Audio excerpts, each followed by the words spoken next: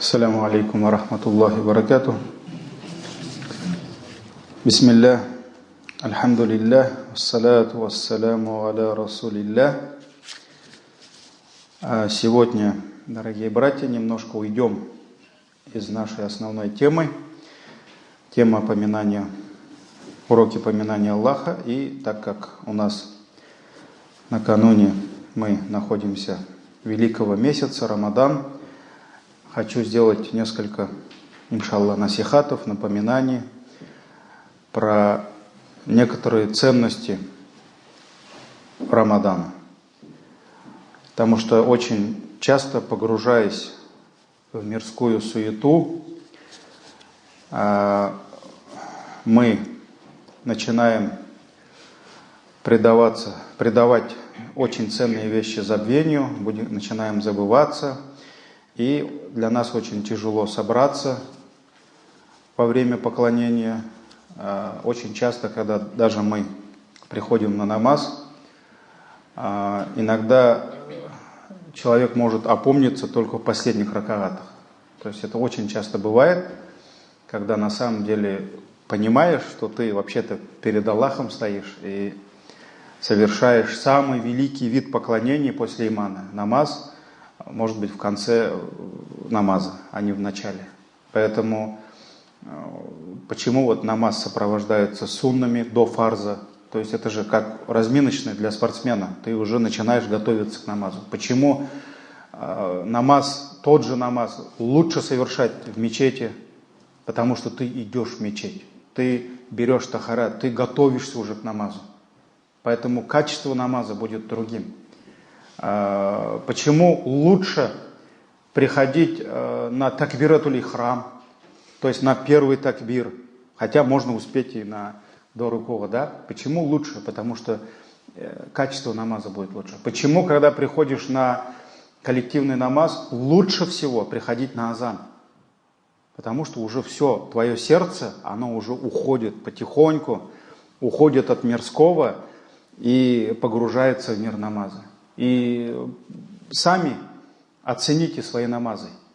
Какой намаз лучше? Тот намаз, к которому ты готовился раньше, пришел на азан, слушал, повторял за муазином, потом попросил макам аль-Махмуд, вот это величайшее место, которого удостоится только один из всех людей, и надеемся, что это будет наш пророк, саллаллаху алейхи ва саллям. То есть попросить за пророка Василю.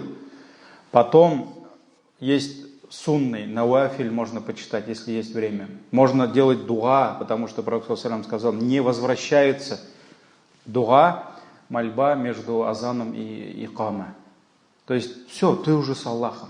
Ты уже, иншаллах, забыл там проблемы на работе, в семье, вот эти мирские. И вот он, икамат, ты встаешь и совершаешь намаз имама. Вот какой намаз лучше? Вот этот? Или же тот, когда ты на третий ракаат бежишь, да, еще ты по WhatsApp не ответил кому-то. Братья иногда приходят, такие, так идут, бежит он там до руку, надо успеть, он раз там. Он пропустит намаз. То есть пока он войдет в мир намаза, имам уже салям скажет. И очень часто мы приходим в себя только после намаза. Ой, я же сейчас же намаз совершал. Поэтому качество будет таким. И вот это в любом деле. И Рамадан, к нему надо готовиться. Рамадан, к нему нужно настраиваться. Рамадан, к нему нужно обновлять свой ният. Построить заранее распорядок своего дня. Запланировать надо. Что ты совершаешь, что ты намереваешься делать в месяц Рамадан. И если будет так, что завтра у нас Рамадан, машаллах, оказывается, завтра пост, качества не будет Рамадана. Поэтому к приходу гостя надо готовиться заранее. Нужно готовиться заранее. Потому что никто не знает, в последний раз мы встретим этого гостя или будет еще у нас возможность в другие годы. Поэтому мы должны встретить его как будто в последний раз. И Рамадан – это месяц, это милость Аллаха. Это милость Аллаха. Несмотря на то, что Рамадан требует от нас усердия, да, в Рамадан не получится спокойно спать. Рамадан не получится спокойно отдыхать. Мы должны отдыхать от мирского, но мы должны работать, мы должны поклоняться. И даже вот тот пост, который там, может быть, ну сейчас уже потихоньку мы снова возвращаемся к зиме, да, но мы помним, да, 15, 16, 17, 18 часов поста, 25-30 градусов, да, отнимает силы и требует от нас терпения, усердия. Поэтому Рамадан — это месяц труда. Да, он требует от нас этого, но мы должны понимать, что в этом милость Аллаха. Это милость Аллаха. И мы должны зарабатывать больше и больше награду Аллаха в этот месяц. И подарков Рамадана очень много. И вот хочу сегодня, сколько успеем, иншаллах, вспомнить несколько подарков. Несколько подарков, с которыми придет этот гость. Может быть, 3 или там успеем, если успеем, 4 подарка Рамадана. Можно даже сегодняшнюю лекцию назвать «Подарки Рамадана». Да? Вот. Самый первый подарок – это пост. Все-таки надо его первым вспомнить. Это пост, и не просто пост, а обязательный пост. Потому что невозможно сравнить тот же дополнительный намаз с фарз-намазом. То есть фарз – это абсолютно другой уровень. Фарз, за это человек получает абсолютно другую награду, потому что это фарз. Поэтому нужно делить сунну и фарз. Человек должен понимать, что это сунна, а это фарз. За это он в ад не попадет. А за проблемы с этим, вот здесь 4 ракагата и тут 4 ракагата, да?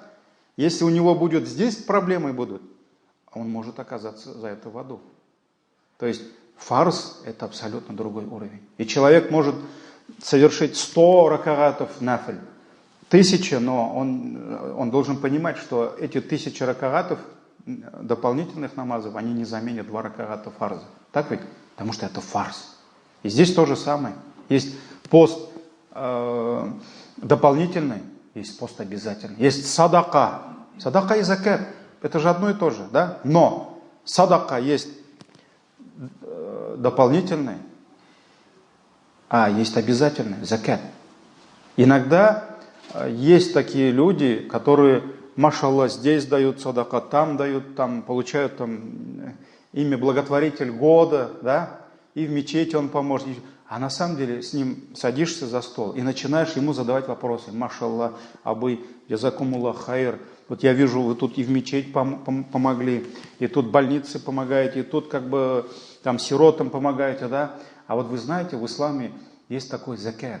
Закат. А вот вы выдаете закат. А закат — это же обязательный налог. Это фарз. И он такой: да, вот я даю. А что вы даете? Закат или просто садака? Когда начинаешь вникать в его вопросы, оказывается, он закат не дает. А закат — это его надо рассчитывать. Закат — это конкретное. Аллах Тааля сам определяет. Что касается этих видов садака, человек сам определяет. Здесь дать столько, тут 100, тут 1000, тут 1 000 000, да? И кому хочет, он может дать садака. Это же нафиль. А что касается фарза, сколько давать? Кто определяет? Аллах. Когда давать? Аллах. Кому давать? Аллах. Тут это все протокольно уже. Все тут уже обязательно, тут шаг влево, шаг вправо. Все уже преступление. Поэтому, какая польза, если ты тут, там кидаешься деньгами, а обязательный налог, да, который положен, это не твое. То, что ты себе уже оставил из того, что должен был дать, это не твое, это харам тебе. Поэтому в первую очередь нужно наводить порядок в фарзах. Это закат, потом садака, альхамдулилля. Сначала закат, потом садака. И вот это нужно объяснять людям. И здесь вот самый первый подарок – это пост. Пост обязательный. Обязательно. Это основное поклонение этого месяца. Это наши фарз-посты. И Всевышний как говорит? «Фаман шахида минкуму шахра». И кто увидел на небе, кто увидел из вас на небе что? Молодой месяц? Фальясум. То пусть он постится в этот месяц. Пусть он проведет этот пост, а этот месяц в посту. То есть пусть он постится. Поэтому каждый совершеннолетний, здоровый, разумный мусульманин и мусульманка, они обязаны в этом месяце поститься. Это фарз. И мы знаем, что обязательный фарз-пост является одним из 5 столпов ислама. Поэтому Всевышний сура Аль-Бакара в 183 аяте говорит: «Я айюхалладина аману», те, которые уверовали, кутиба алейкум ас-сиям. Вам предписан был пост, то есть вы обязаны поститься. Для вас он фарз. Кама кутиба аля алладина мин кабликум, то есть так же, как он был предписан тем, которые были до вас. То есть мы понимаем из этого аята, что пост он был до нас.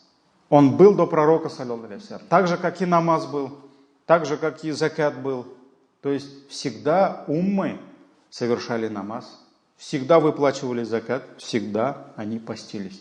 Поэтому, если кто-нибудь скажет, что вот пророк Мухаммад самый первый, кто начал призывать к намазу, он заблуждается. Все пророки молились.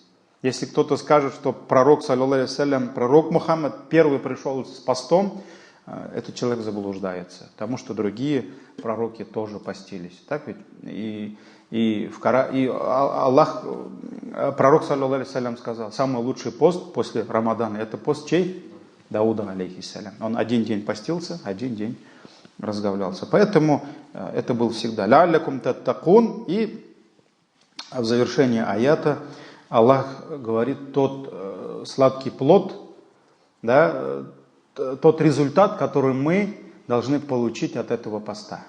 То есть от этого поклонения лялякум таттакун. Быть может, вы будете богобоязненными. То есть таква, уровень таква, богобоязненности должен вырасти во время этого поста.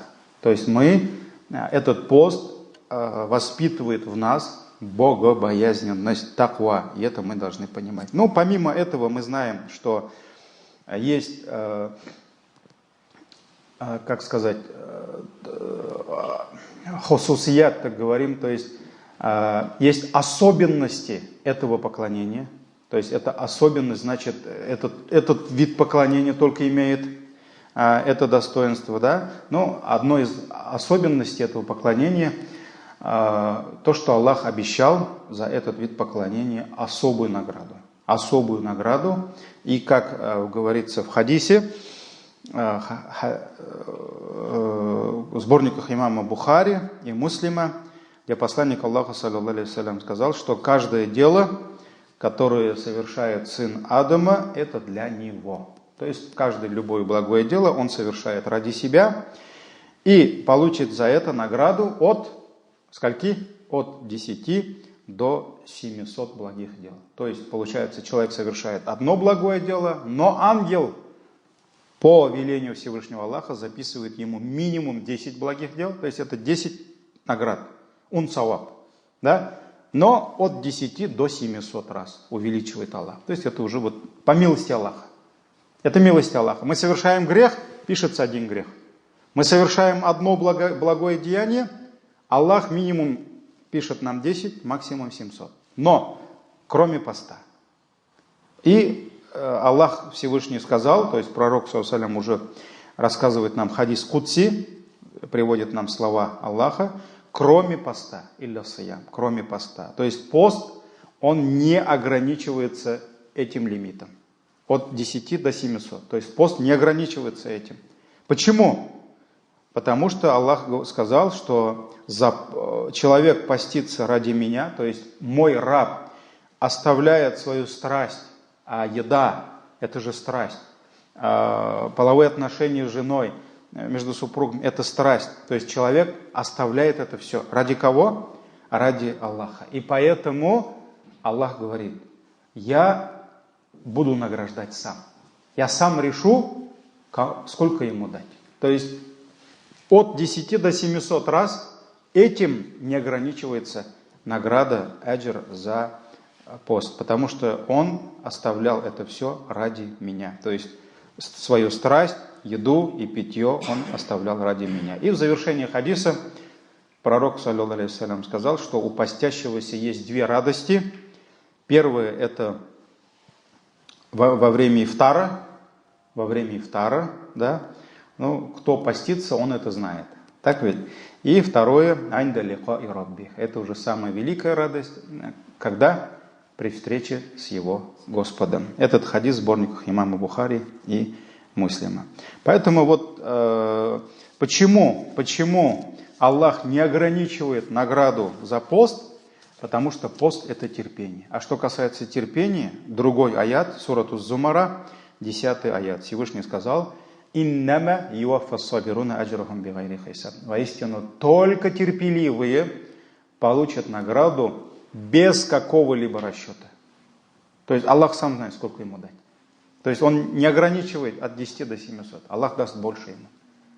Только терпеливые получат награду без какого-либо количества, без каких-либо ограничений. Сурат Уз-Зумара, 10 аят. Поэтому, альхамдулилля, вот за этот вид поклонения Аллах может дать награду, сколько Он пожелает, и эта награда не будет даже ограничиваться вот этим количеством 700 раз. И также одной из особенностей, вот как сказать, природа этого поклонения, структуру, да, вот из чего состоит.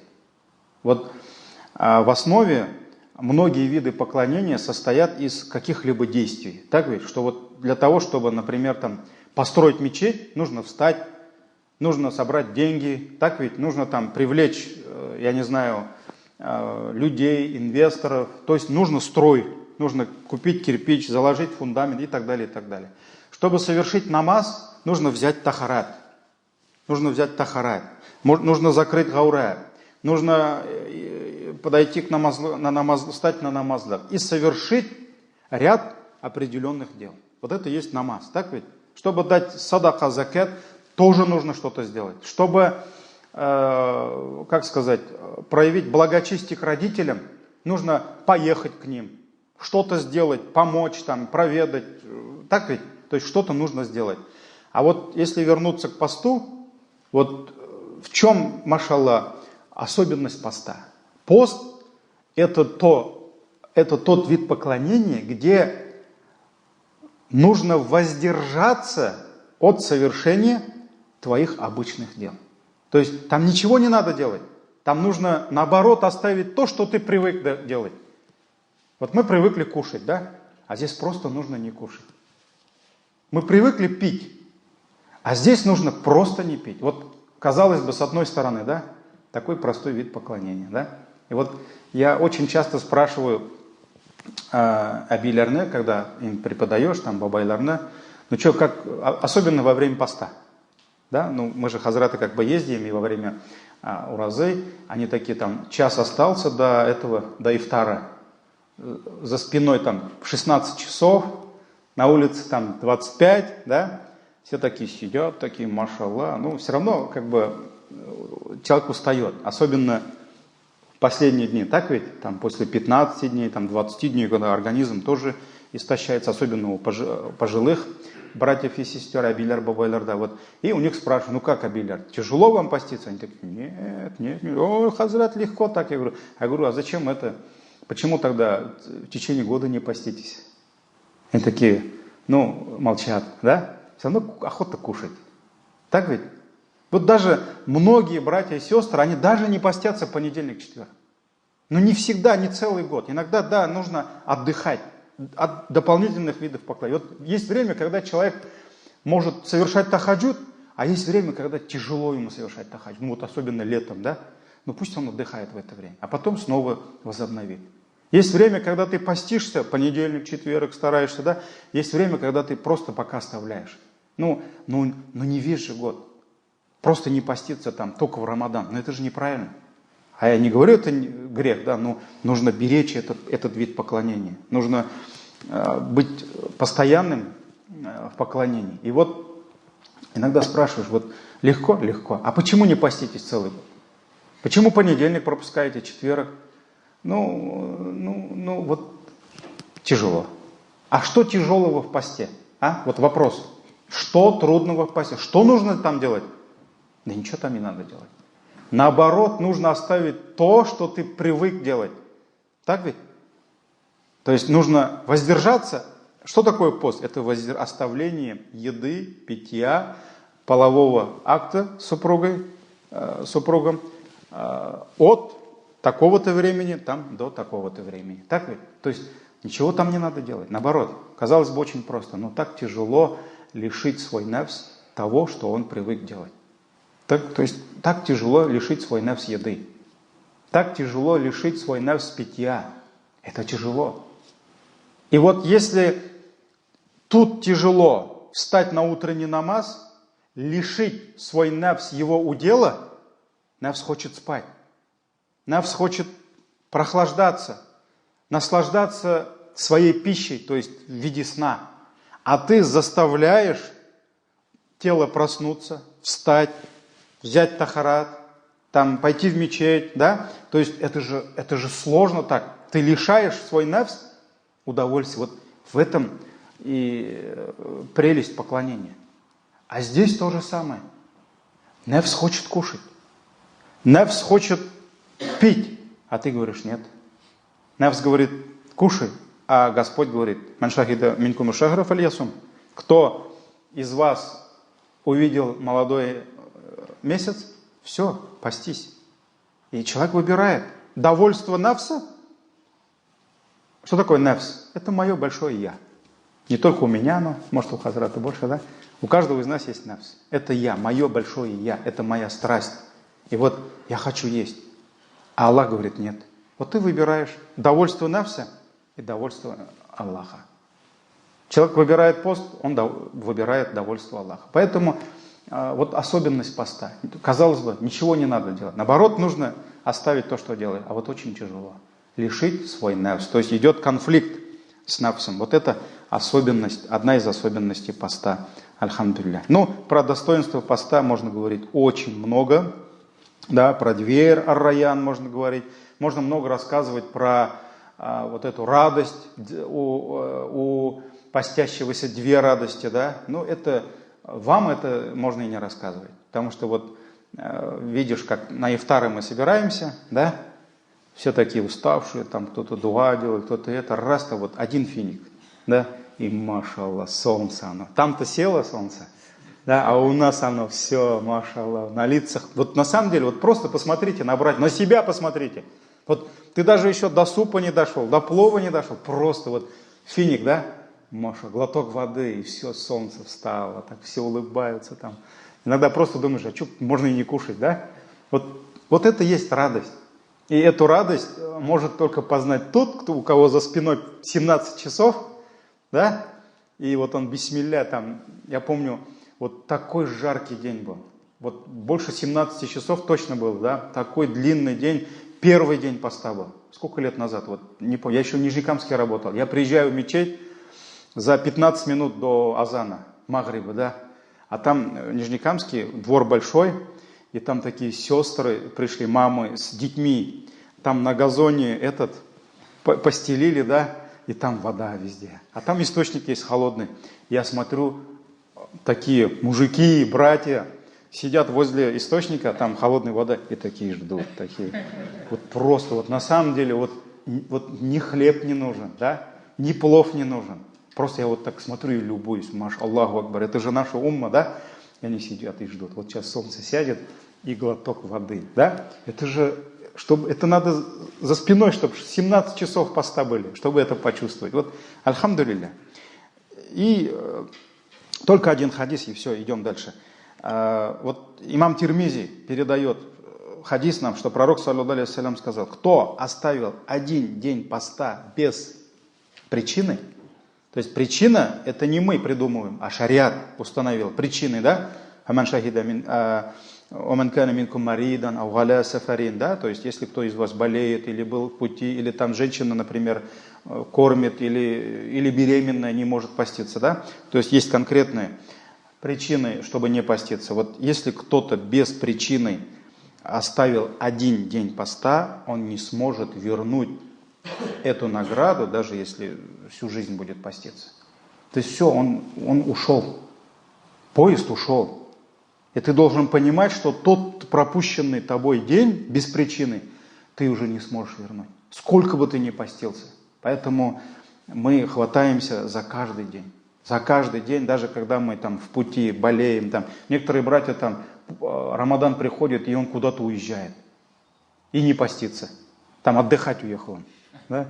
Сейчас, оказывается, Рамадан, там Турция дешевая цена. Он поехал, брат, я говорю, ну понятно, надо экономить бюджет, но это же пост. Это не надо создавать причину, придумывать причину, чтобы не поститься в месяц Рамадан.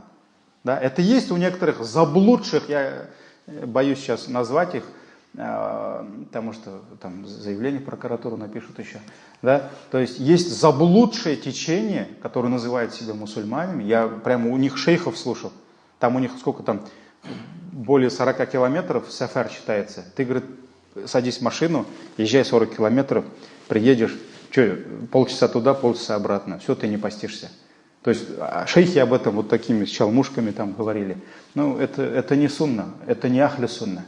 Поэтому мы не должны искать причины не поститься. Наоборот, мы должны готовиться. И если у тебя какие-то там поездки сложные, какие-то там дела, оставь.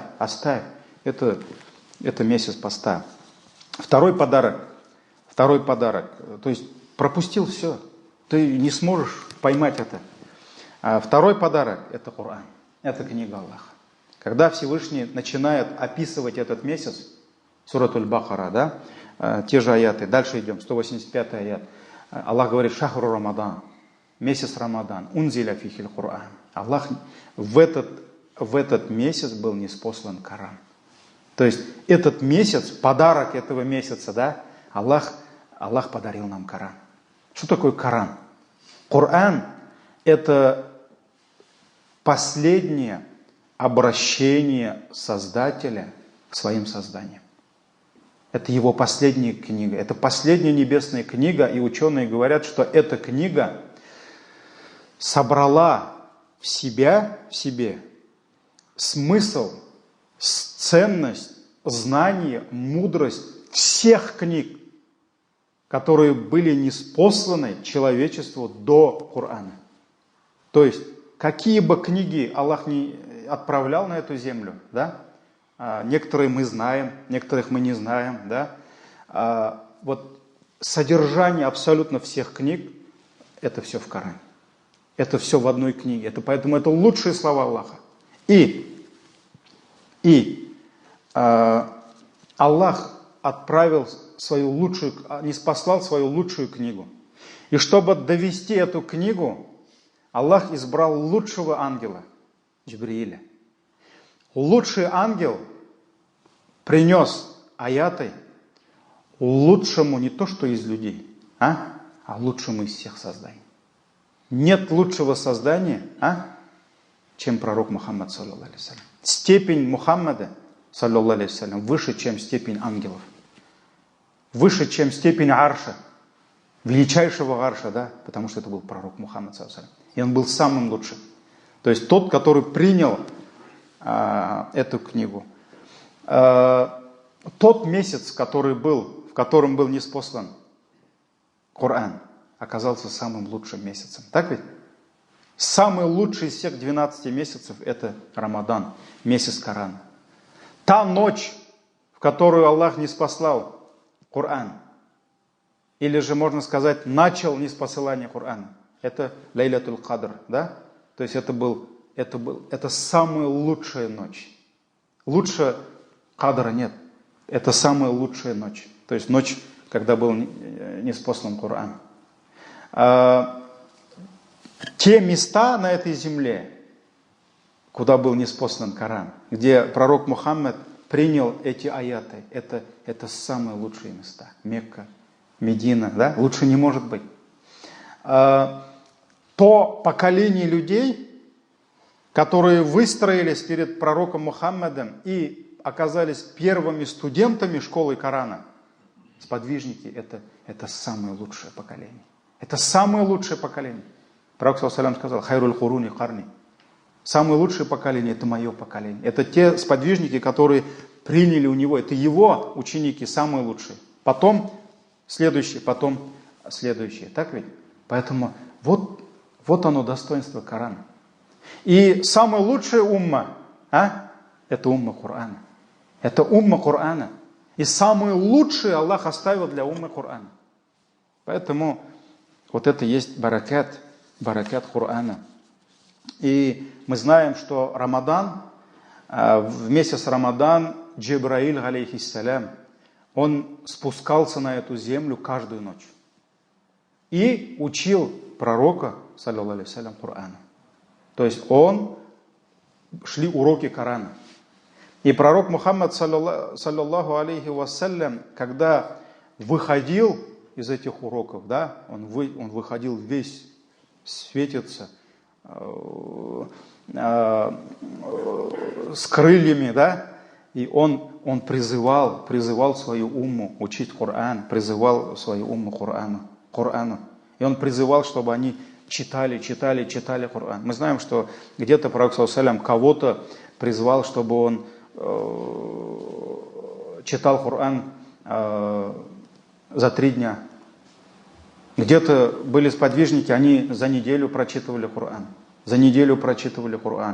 Были сподвижники, которые за 10 дней прочитывали Коран. Поэтому огромное количество времени вот эти первые ученики школы Корана, они посвящали изучению Корана. И даже вот любой другой источник, возможный источник, да, все закрывалось. То есть никто другие небесные книги не изучали, да, приходили, там Ибн Масуду пришли там со страницами, там не то Евангелие, не то Торы, да, он все это вот так взял и прямо стирал это все, как белье стирает, чтобы там же чернилами писали, да, чтобы это исчезло. И потому что все боялись, что люди могут принять что-то другое, помимо Корана. Поэтому, когда пророк ﷺ покинул эту землю, даже хадисы никто не записывал. Даже хадисы, вот праведные халифы запрещали даже хадисы рассказывать людям. Почему? Потому что они боялись, что что-то может встать на место Корана. Что проповедники могут говорить хадисы вместо аятов. То есть вот даже этого боялись. И был только Коран. Поэтому, альхамдулилля, это была самая лучшая умма, самая баракатная умма. И это Коран, альхамдулилля. И также нужно сказать, что при изучении книги Аллаха нужно понимать смысл изучения. Какую задачу мы себе должны поставить, изучая Коран.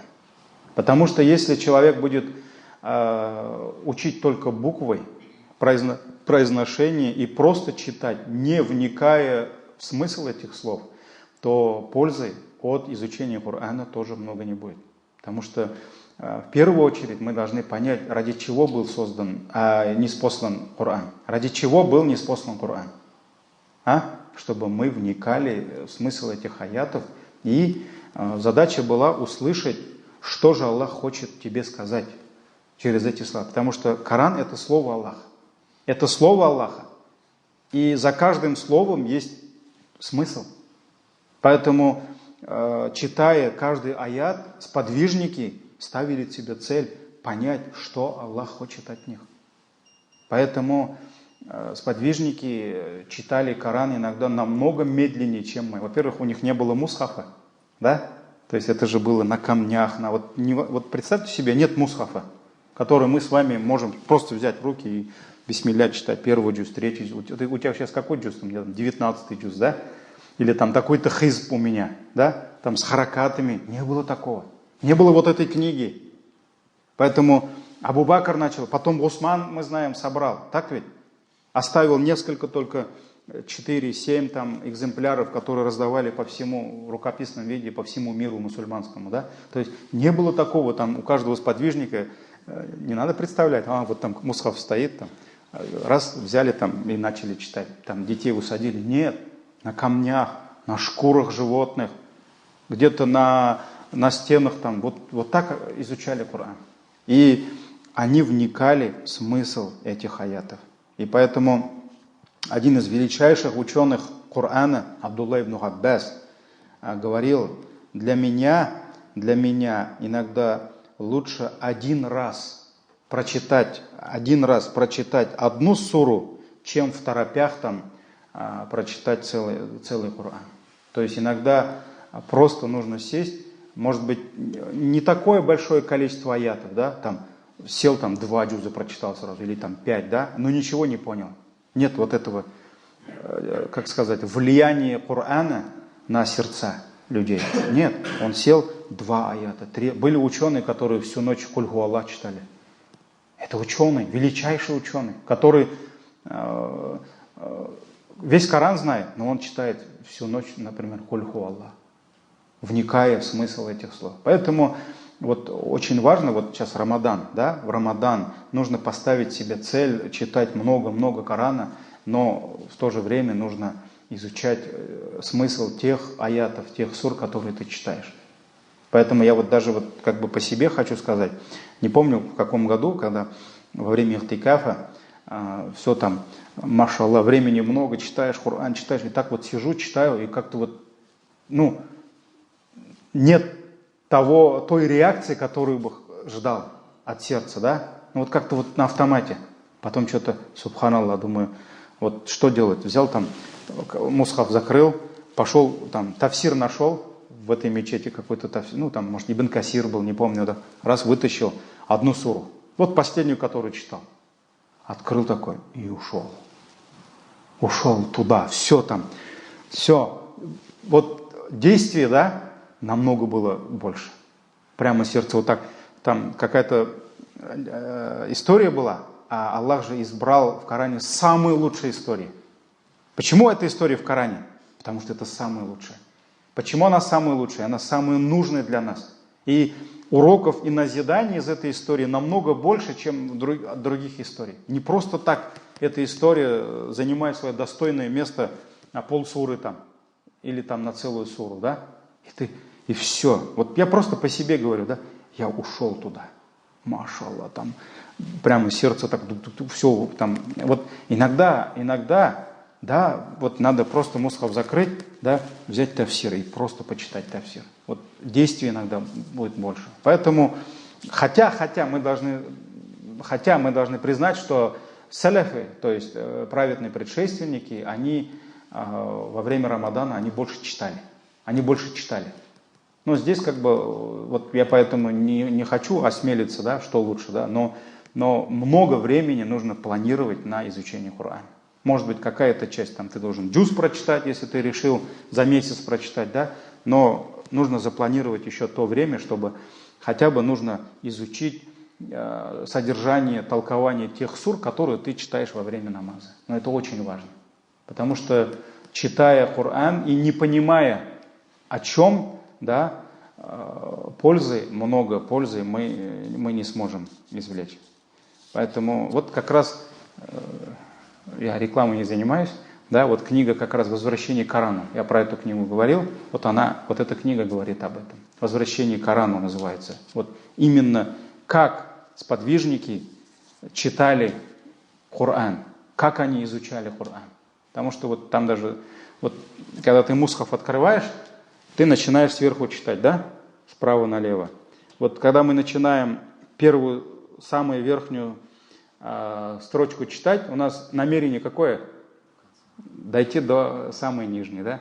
А у сподвижников такого никогда не было. У многих даже этого не было, этой страницы, да? Но у них цель была вот понять, услышать, что же Аллах требует от меня, хочет от меня вот через это. Поэтому вот второй подарок этого месяца – это Коран. И поэтому очень много внимания нужно уделять изучению Корана. Да? Поэтому у каждого свой уровень. Кто-то может несколько джузов в день читать, кто-то может один джуз вот себе поставить, да, я должен один раз Коран прочитать.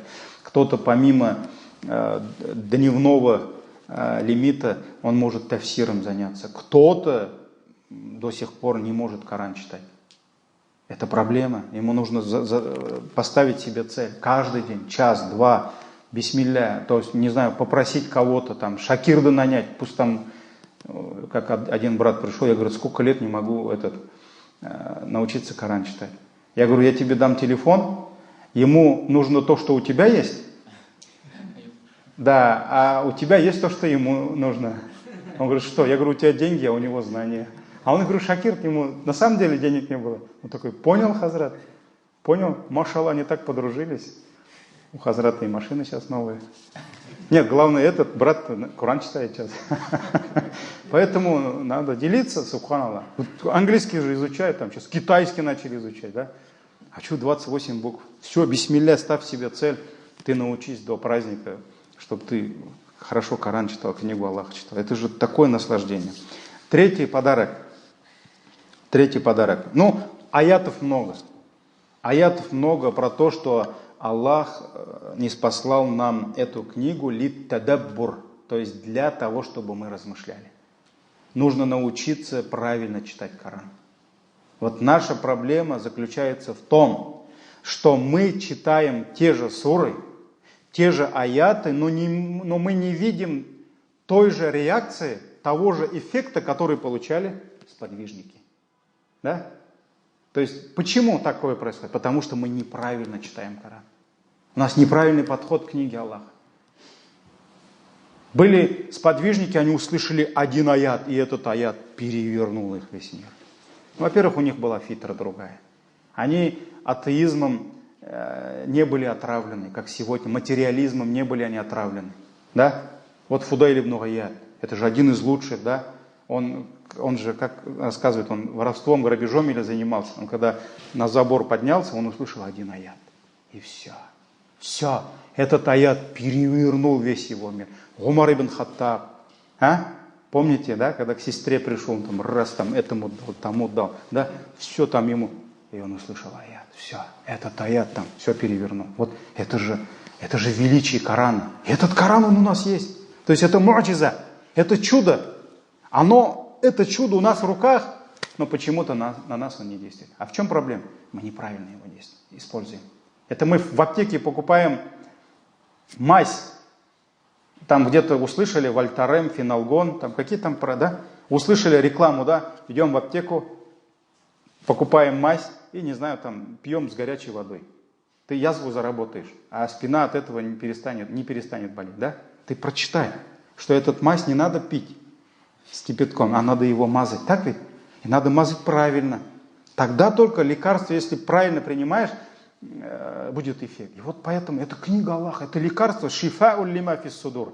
Аллах говорит, это исцеление от всех болезней, которые у нас в сердцах. Это исцеление куфра, это джахилии, ширка, нифака, лицемерия и всего-всего, всех недугов. Это лекарство, которое Аллах нам дал. И обещал, что это лекарство я сохраню. Да? Я буду хранить. Это лекарство у нас на руках, а действия нет. Почему? Неправильно действуем. Неправильно иногда используем. Поэтому таких моментов очень много, но идем дальше. Каямы. Третий подарок – это каямы. Это ночные выстаивания намаза, ночные стояния. Вот эти каямы. Каям Рамадан. Как пророк, саллаллаху алейхи вассалям, сказал, «Мен кама Рамадана».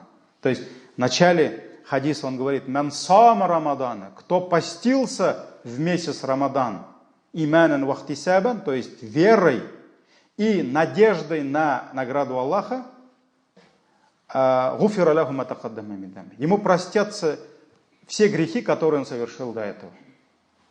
И в продолжении пророк говорит, «Мен кама Рамадана».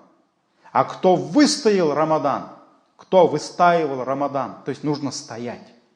Стоять, вот нужно стоять, пока у тебя ноги не опухли, пока не устали. Вот в этом фишка Рамадана. Если мы будем быстро-быстро 1-2 аята читать и сразу уходить, но это же не стояние.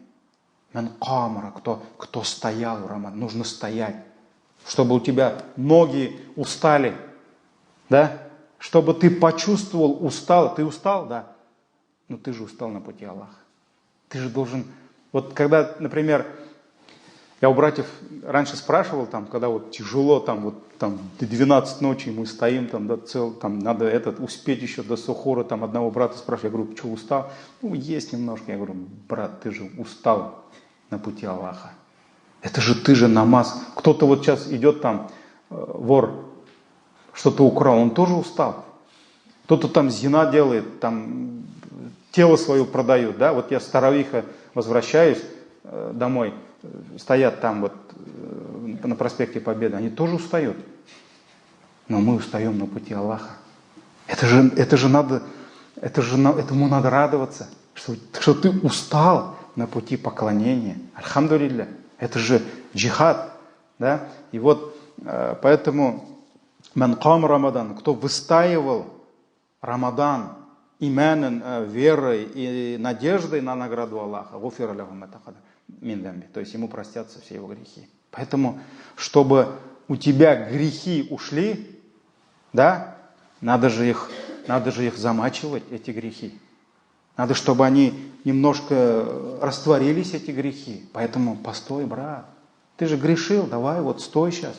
Пусть они уйдут вот с этой усталости, пусть Аллах видит, что ты стоишь уставший.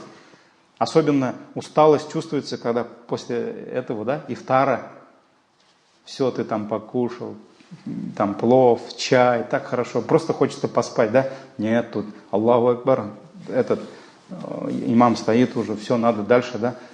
Бисмилля, постой, и иншаллах. Вот это причина того, что Аллах простит тебе твои грехи. Поэтому Абдурахман ибн Ауф, ради Аллаху анху, передает, что как-то раз пророк, саллиллаху алейхи вассалям, когда рассказывал нам об этом месяце, о месяце Рамадан, он говорил, что пост месяца Рамадан Аллах сделал для нас фарзом, то есть вменил нам в обязанность, а кьямы, вот эти стояния, я сделал для вас сунной. То есть это сунна пророка, саллиллаху алейхи вассалям. И кто в этот месяц верой и с надеждой на награду Аллаха будет поститься, выстаивать намазы, то он избавится от грехов и будет подобен младенцу, который родился своей матери. То есть, когда человек рождается, у него нет грехов. Вот задача, человек должен очиститься от грехов и быть уже как младенец. И мы знаем про ночные выстаивания пророка, саллиллаху алейхи вассалям, да? Мы знаем хадис Айша, когда она, это женщина, да? Она жалела пророка, саллиллаху алейхи вассалям, и когда она увидела, что у пророка опухали ноги, да? Она говорила: «Я Расуль Аллах, то есть Аллах и так простил тебе все твои грехи. То есть если ты не будешь в раю, то кто еще, да?» И пророк, саллиллаху алейхи вассалям, как ответил? Неужели я не должен быть благодарным рабом за это? Поэтому пророк, саллиллаху алейхи вассалям, был благодарным. И он выстаивал ночные молитвы. И особенно нужно готовиться к последним 10 ночам. Альхамдулилля, сегодня у многих, все равно, если прямо таких проблем нет, да, что вот надо на работу, там, отпрашиваться, да, там, альхамдулилля, у многих братьев, не у всех, да, но у многих братьев есть возможность совершать ихтикаф. То есть последние 10 ночей, вот это уже финишная прямая, да, когда уже вот он, Лейлятуль Кадр, где-то нужно его поймать, да, а целый день пахать на работе, да, 8-9 часов, а потом всю ночь искать Лейлятуль Кадр, я не знаю, это, конечно, героизм, но это будет очень тяжело. И поэтому многие братья, они просто засыпают. Поэтому нужно как-то еще польза ихтикафа в том, что ты бодрый. Вот первые 2 дня спят братья. Первые 2 дня. Даже кто, я смотрю, наблюдаю, да, кто-то там пришел на 3-й день ихтикафа, да, понятно, он день спит.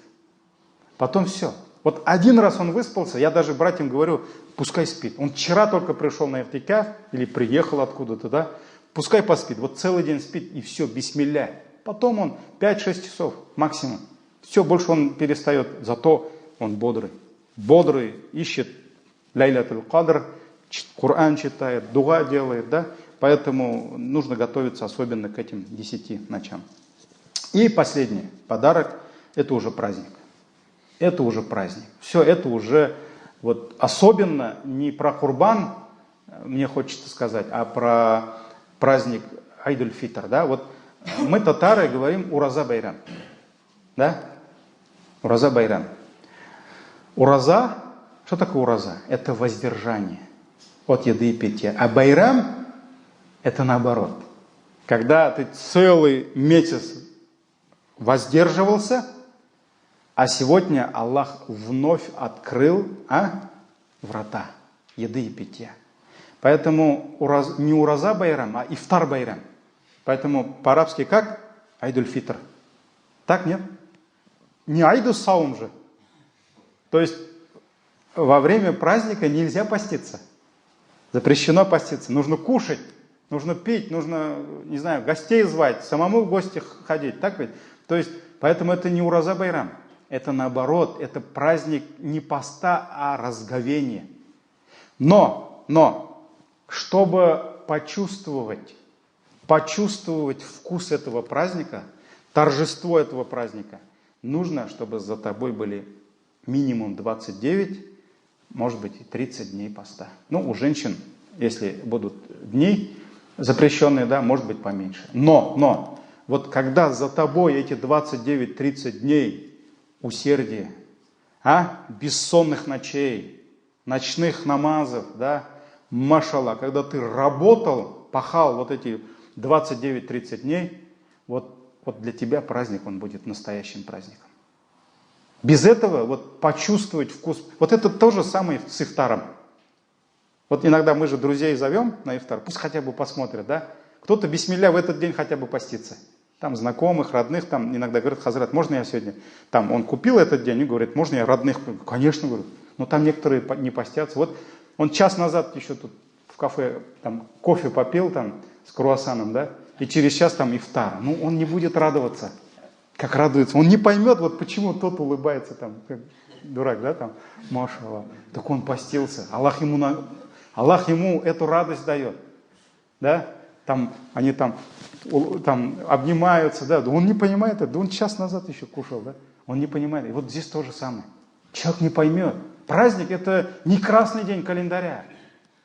Просто красный день календаря и праздник, ну, для кого-то, да, на работу не надо идти, да, там, но не в этом дело. Это другой праздник. Этот праздник не придумали люди.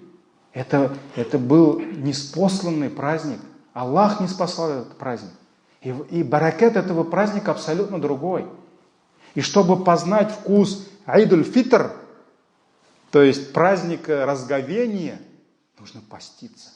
Нужно пройти через это, через эти бессонные ночи, через это оставление еды и питья. Нужно устать, и вот он праздник. Вот тогда ты почувствуешь, что это праздник. Только тогда.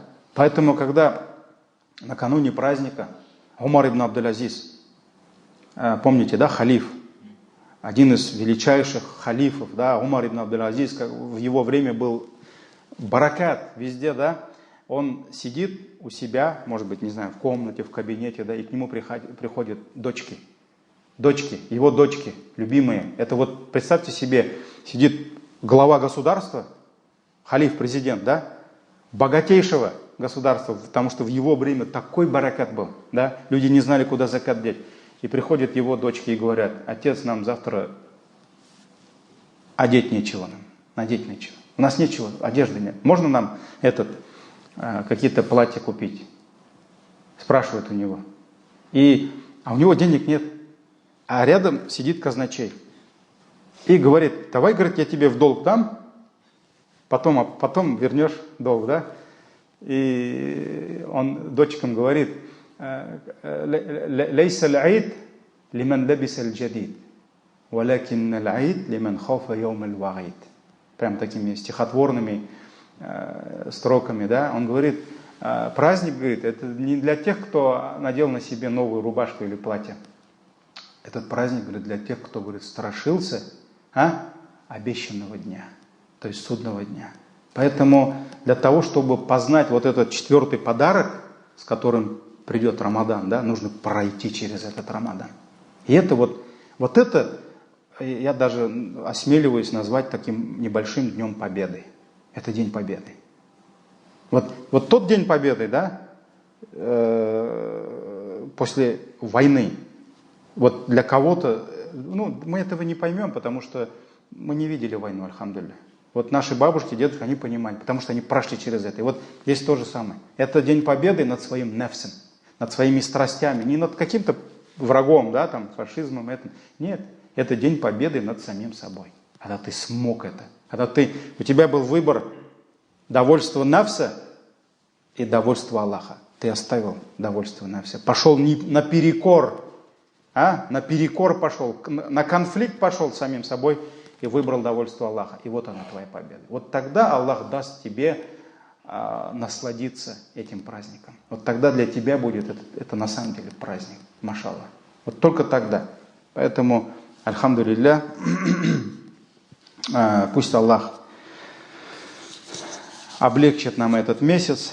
Рамадан даст нам искренне, с надеждой на довольство Аллаха выстоять посты. И не просто в виде оставления еды и питья. Потому что мы должны понять, что оставление еды и питья – это самая низшая лестница поста. Потому что пост – это когда мы об этом будем говорить на хутбах, мы будем напоминать братьям, что пост – это ни в коем случае не только оставление еды и питья. Пост – это когда постятся твои глаза. Пост – это когда постится твой язык. Пост – это когда постится твой слух. Пост – это когда постятся твои руки, твои ноги. Каждый орган твоего тела должен поститься. Какой толк, если ты оставляешь хлеб в основе халяльной, да? Ты оставил хлеб, ты оставил воду, ты же постишься, да? А в то же время, как ученые говорят, какой толк, если ты оставил хлеб и воду, но разговляешься мясом своих братьев? Что это такое? Гайбат. У тебя язык не постится. Да, желудок у тебя постится, а язык у тебя. Или, например, ученые говорят, какой толк, если ты днем в Рамадан оставил в основе халяльный хлеб, но у тебя на столе ифтара харамное мясо, например, или харамная еда. То есть ты разговляешься харамной едой.